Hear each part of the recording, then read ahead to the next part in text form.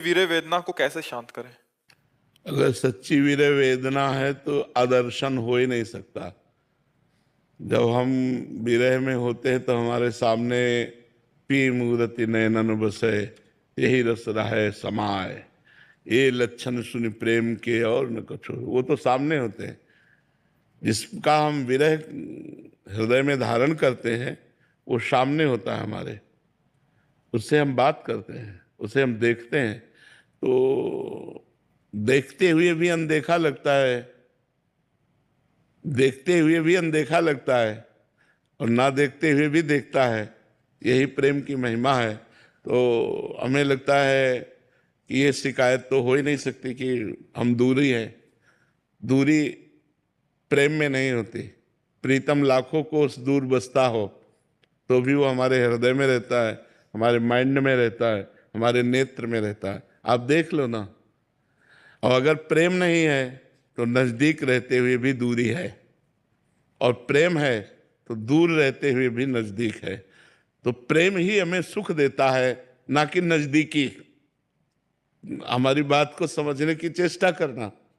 जो मिलन में तड़पन होती है मिलन के लिए, और जब हम मिलते हैं तो वो सुख नहीं होता।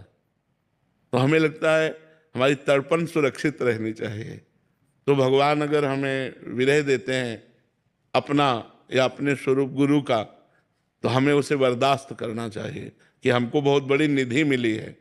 अपने गुरु के लिए तड़पना, अपने इष्ट के लिए तड़पना, ये बड़े सौभाग्य का विषय होता है। इसको हम खुला ना करें, ओपन ना करें, इसे गुप्त रखें।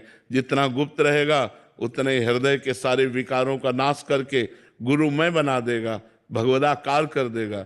एक भृंगी नाम का कीड़ा आता है, वो दूसरे कीड़े को अपने घरौंदे में बंद करता है और डंक मारता है और भन ऐसे करता है। कुछ दिनों बाद वो दूसरी जाति का कीड़ा भृंगी कीड़ा बन जाता है। ऐसे ही जब हम अपने इष्ट या गुरुदेव का बार बार चिंतन करते हैं तो हम भगवदाकार हो जाते हैं। ब्रह्मविद ब्रह्म ही भवति। जो ब्रह्म को जान लेता है वो ब्रह्ममय हो जाता है।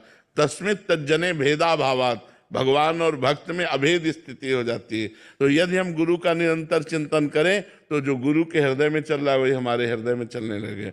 गुरु हमारे माइंड में बैठ जाएगा, नेत्रों में बैठ जाएगा, हृदय में बैठ जाएगा। तो हम धन्यवाद देते हैं विरह को। मिलन दूसरी बात है, विरह पहली बात है। विरह में जो तड़पन होती है, तड़पन में जो आनंद है, वो मिलन में नहीं देखा गया। इसलिए हम प्रभु के लिए तड़पे, हम गुरु के लिए तड़पे, ये हमारा सौभाग्य है। भवानी शंकर शर्मा जी। राधा वल्लभ श्री हरिवंश महाराज जी।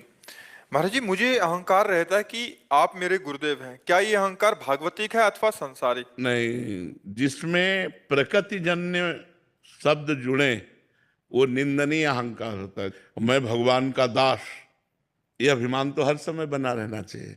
गोस्वामी तुलसीदास जी कह रहे, अस अभिमान जाई जन भोरे।